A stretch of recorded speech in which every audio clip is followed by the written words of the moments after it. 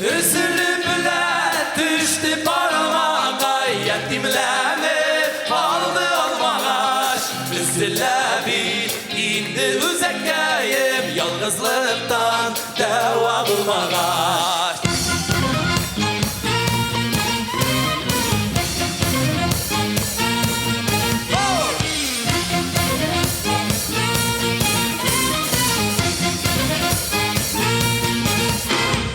Kollarıma gelip dizlendim, sen kollarında idi parağıma.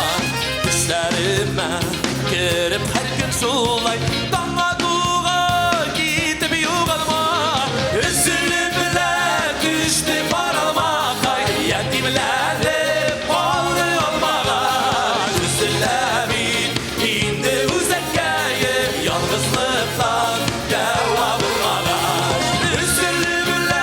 Düştü parmağa, yetimlenip aldı olmağa. Üzülemin indi uzakayım, yalnızlıktan deva bulmağa.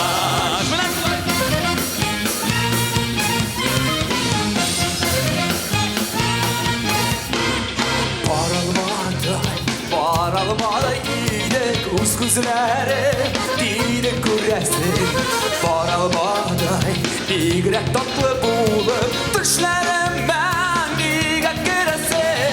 Üzülümle düştü paralmağa, yetimlenip aldı olmağa. Üzülemin indi uzakayım, yalnızlıktan deva bulmağa.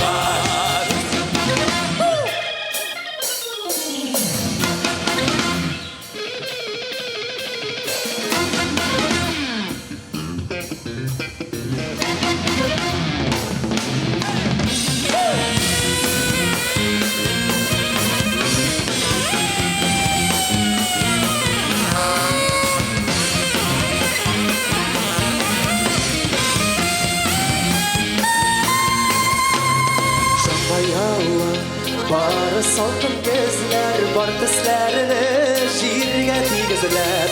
Düşlerine kirgen paralamanı bakşalar